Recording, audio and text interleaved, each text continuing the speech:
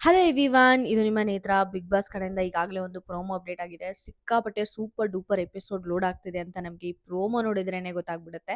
ಆ ಪ್ರೋಮೋ ಏನು ಎತ್ತ ಅಂತ ಮಾತಾಡೋದಕ್ಕಿಂತ ಮುಂಚೆ ನನ್ನ ಚಾನಲ್ನ ಯಾರಾದರೂ ಫಸ್ಟ್ ಟೈಮ್ ನೋಡ್ತಾ ಇದ್ರೆ ದಯವಿಟ್ಟು ಸಬ್ಸ್ಕ್ರೈಬ್ ಮಾಡ್ಕೊಳ್ಳಿ. ವಿಡಿಯೋ ಇಷ್ಟ ಆದರೆ ಲೈಕ್ ಮಾಡಿ, ಕಮೆಂಟ್ ಮಾಡಿ ಅಂತ ಹೇಳ್ತಾ ಇನ್ನು ಡೈರೆಕ್ಟ್ ಮ್ಯಾಟ್ರಿಗೆ ಬರೋದಾದ್ರೆ, ಆ್ಯಕ್ಚುಲಿ ನಿನ್ನೆ ನಮ್ಮ ಚೈತ್ರ ಅವರು ತುಂಬ ಅಂದರೆ ತುಂಬ ಕ್ಲವರ್ ಆಗಿ ಗೇಮ್ ಆಡಿ ನಮ್ಮ ಐಶ್ವರ್ಯ ಸಿಂಧೋಗಿ ಅವರ ದುಡ್ಡನ್ನ ಎತ್ಕೊಂಡಿರ್ತಾರೆ ಗುರು. ಅಲ್ಲಿ ಯಾವುದೇ ಮೋಸ ಕಪಟ ಏನೂ ಇರಲಿಲ್ಲ.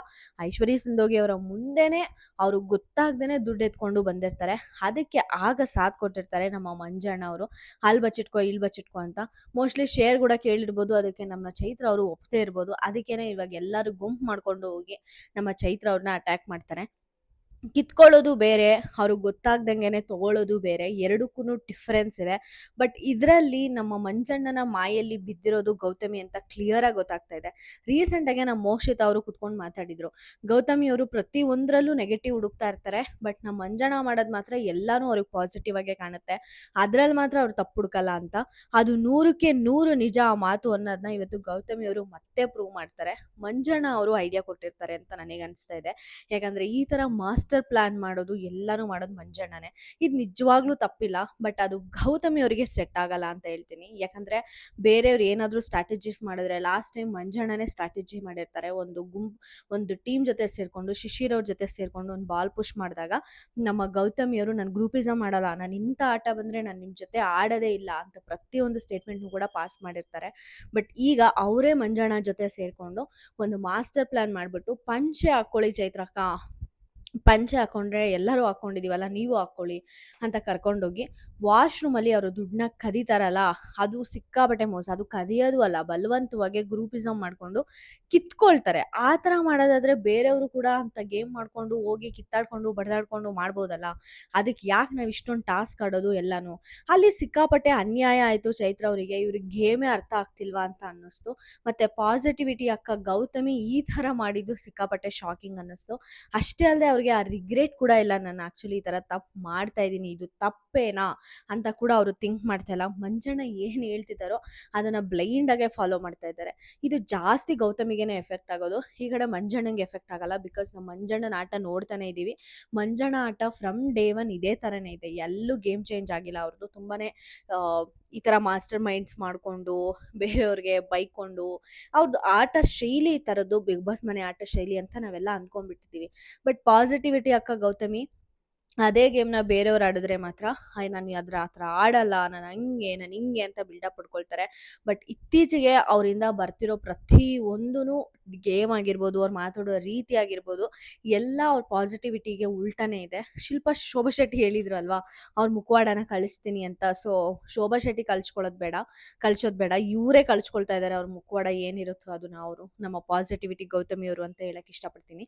ಅದಾದಮೇಲೆ ನಮ್ಮ ಐಶ್ವರ್ಯ ಸಿಂಧೋಗಿ ಅವರು ನಿನ್ನೆ ನಮ್ಮ ಚೈತ್ರ ಅವರು ದುಡ್ಡು ಕದ್ದಾಗ ನೀವು ಎಮೋಷನ್ನ ಯೂಸ್ ಮಾಡಿಕೊಂಡು ಕದ್ರಿ, ಒಂದು ಏನಂತಾರೆ ಒಂದು ಫೀಲಿಂಗ್ಸ್ ಜೊತೆ ಆಟ ಆಡ್ಕೊಂಡು ದುಡ್ಡನ್ನ ಕಸಿದ್ರಿ ಅಂತ ಎಲ್ಲಾನು ಒಂದು ಸ್ಟೇಟ್ಮೆಂಟ್ಸ್ ಎಲ್ಲ ಪಾಸ್ ಮಾಡ್ತಾರೆ ಐಶ್ವರ್ಯ ಸಿಂಧೋಗಿ ಅವರು.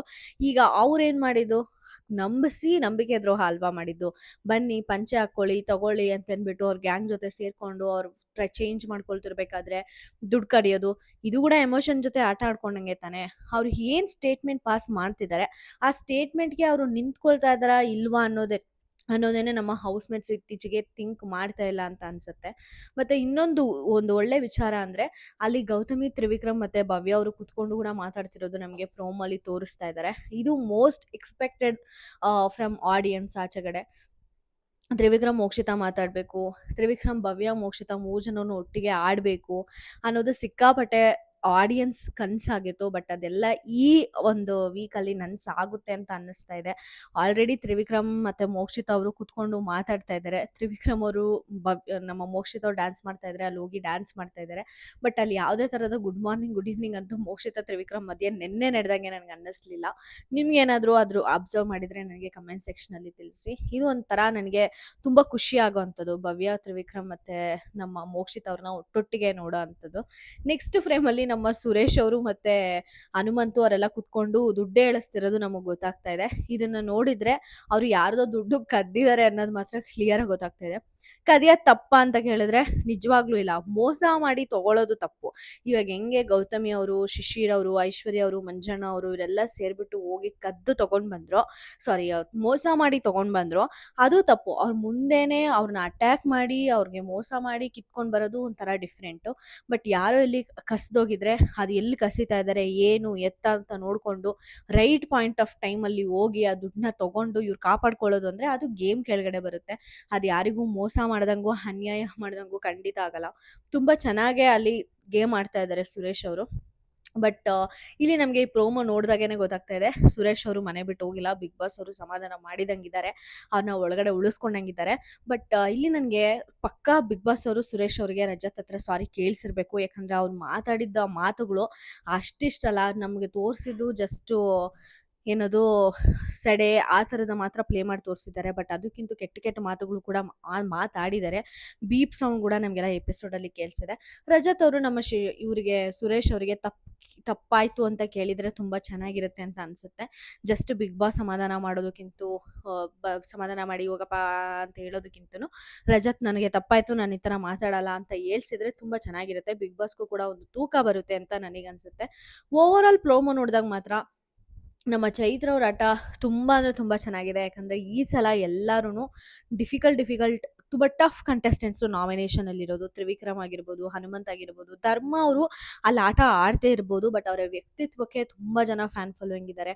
ಸೊ ಧರ್ಮ ಅವರಾಗಿರ್ಬೋದು, ಮೋಕ್ಷಿತ್ ಅವರಾಗಿರ್ಬೋದು. ಮೋಕ್ಷಿತ್ ಅವರಿಗೆ ನಾನು ವೋಟಿಂಗ್ ಪೋಲ್ ಹಾಕಿದರೆ ಆಲ್ಮೋಸ್ಟ್ ಸೆಕೆಂಡ್ ಪೊಸಿಷನಲ್ಲಿ most of the time Mokshith ಅವರೇ ಇದ್ದಾರೆ. ಅಷ್ಟು ಚಂದ ಅವ್ರಿಗೆ ವೋಟಿಂಗ್ ಬೀಳ್ತಾ ಇದೆ. ಲೀಸ್ಟಲ್ಲಿರೋದೇ ನಮ್ಮ ಮಂಜಣ್ಣ ಮತ್ತು ಗೌತಮಿ ಅವರು. ಸೊ ಮಂಜಣ್ಣನ ಆಬ್ವಿಯಸ್ಲಿ ಬಿಗ್ ಬಾಸ್ ಅವರು ಆಚೆ ಕಳಿಸಲ್ಲ. ಆ ಥರ ಸ್ಟ್ರಾಟಜಿ ಮಾಡೋರು, ಆ ಥರ ಇರಿಟೇಟ್ ಮಾಡೋರು, ಆ ಥರ ಪ್ಲ್ಯಾನ್ ಮಾಡೋರು, ಆ ಥರ ಗೇಮ್ ಆಡೋರು ಬಿಗ್ ಬಾಸ್ ಮನೆಗೆ ತುಂಬ ಇಂಪಾರ್ಟೆಂಟ್ ಆಗ್ತಾರೆ. ಇನ್ನು ಲೀಸ್ಟಲ್ಲಿರೋದೇ ನಮ್ಮ ಗೌತಮಿ ಅಕ್ಕ. ಇಲ್ಲಿ ಜಾಸ್ತಿ ಡೇಂಜರ್ ಬಂದಿರೋದೇ ಗೌತಮಿ ಅವರಿಗೆ ಅಂತ ನನಗನ್ಸುತ್ತೆ. ಯಾಕಂದರೆ ಇನ್ನು ಮಿಕ್ಕಿದ ಕಂಟೆಸ್ಟೆಂಟ್ಸು ಅವ್ರ ಆಟನ ಅವ್ರು ಆಡ್ತಾ ಇದ್ದಾರೆ. ಹನುಮಂತು ಅವರು ಅಷ್ಟು ಸೂಪರ್ ಡೂಪರ್ ಎಪಿಸೋಡ್ಗಳು ಕೊಡಲಿಲ್ಲ ಅಂದ್ರೂ ಅವರು ಧನ್ರಾಜ್ ಅವ್ರ ಜೊತೆ ಆಟ ಆಡೋದಾಗ್ಲಿ, ಒಂದು ಗೇಮ್ನ ಡಿಫ್ರೆಂಟಾಗೆ ತೊಗೊಂಡು ಹೋಗೋದಾಗ್ಲಿ ಹನುಮಂತು ಕೈಲಿ ಮಾತ್ರನೇ ಆ ಬಿಗ್ ಬಾಸ್ ಮನೆಯಲ್ಲಿ ಸಾಧ್ಯ. ಹನುಮಂತು ಮಾತ್ರನೇ ಬಿಗ್ ಬಾಸ್ ಮನೇಲಿರೋರು ಎಲ್ಲರನ್ನೂ ಡೀಲ್ ಮಾಡೋಕ್ಕೆ ಕೂಡ ಸಾಧ್ಯ. ಅದನ್ನು ನಾವು ತುಂಬ ಸಲ ಅಬ್ಸರ್ವ್ ಮಾಡಿದ್ದೀವಿ. ಸೊ ಇದೆಲ್ಲ ನೋಡಿಕೊಂಡ್ರೆ ನನಗೆ ಈ ಸಲ ಎಲಿಮಿನೇಷನಲ್ಲಿ ಈ ಥರ ಪಾಸಿಟಿವ್ ಮುಖವಾಡ ಹಾಕ್ಕೊಂಡಿರೋ ಗೌತಮಿನೇ ಆಚೆ ಬರ್ತಾರಾ ಅನ್ನಿಸ್ತಾ ಇದೆ. ಯಾಕಂದರೆ ಓವರ್ ಕಾನ್ಫಿಡೆಂಟಾಗೆ ಇವರು ಮೊನ್ನೆ ಎಪಿಸೋಡಲ್ಲಿ ಮಾತಾಡಿದರು, ಟಾಪ್ 5ಅಲ್ಲಿ ನಮ್ಮಿಬ್ಬರ ಕೈ ಇದ್ದೇ ಇರುತ್ತೆ ಕಂದ ಅಂತ ಮಂಜಣ್ಣ ಅವರು ಕೂಡ ಗೌತಮಿನ ನಂಬಿಸಿದ್ರು. ಸೊ ನಂಬಿಸಿದ್ರಲ್ಲ, ಹೇಳಿದ್ರು, ಅದನ್ನ ಗೌತಮಿ ಅವರು ನಂಬಿದ್ರು. ಇದನ್ನೆಲ್ಲ ನಿಜ ಆಗುತ್ತಾ, ಇಲ್ಲಾಂದ್ರೆ ಗೌತಮಿ ಜಾಧವ್ ಅವರು ಈ ವಾರ ಆಚೆ ಬರ್ತಾರಾ ಅಂತ ನಾವಂತೂ ಕಾದ್ ನೋಡ್ಬೇಕಾಗುತ್ತೆ. ಯಾಕಂದ್ರೆ ಬಿಗ್ ಬಾಸ್ ಅವ್ರು TRPಗೋಸ್ಕರ ಏನಾದರೂ ಮಾಡ್ಬೋದು. ಧರ್ಮವ್ರನ್ನೇ ಆಚೆ ತರ್ಬೋದು, ಗೌತಮಿ ಅವ್ರನ್ನ ಸೇವ್ ಮಾಡ್ಬೋದು. ಬಟ್ ವೋಟಿಂಗ್ ರಿಸಲ್ಟ್ಸ್ ಪ್ರಕಾರ ಅಂತೂ ನಮ್ಮ ಗೌತಮಿ ಅವರನ್ನೇ ಲೀಸ್ಟಲ್ಲಿರೋದು. ಮಂಜಣ್ಣ ಗೌತಮಿಗೆ ಇನ್ಫ್ಯಾಕ್ಟ್ ಹೇಳ್ಬೇಕಂದ್ರೆ ಜಾಸ್ತಿ ವೋಟಿಂಗ್ ಡಿಫ್ರೆನ್ಸೇ ಇಲ್ಲ, ಅಷ್ಟು ಕಡಿಮೆ ಇದೆ. ನಿಮ್ಗೆ ಹೆಂಗೆ ಅನ್ನಿಸ್ತಾ ಇದೆ ಪಾಸಿಟಿವಿಟಿ ಗೌತಮಿ ಅವರ ಆಟ ಅಂತ ನನಗೆ ಕಮೆಂಟ್ ಸೆಕ್ಷನಲ್ಲಿ ತಿಳಿಸಿ. ಇಷ್ಟು ಈ ವಿಡಿಯೋ ಆಗಿತ್ತು. ನಿಮಗೆ ಈ ವಿಡಿಯೋ ಇಷ್ಟ ಆದರೆ please to like, share and subscribe ಅಂತ ಹೇಳ್ತಾ ನಾನು ಈ ವಿಡಿಯೋನ ಮುಗಿಸ್ತಾ ಇದ್ದೀನಿ. Thank you so much.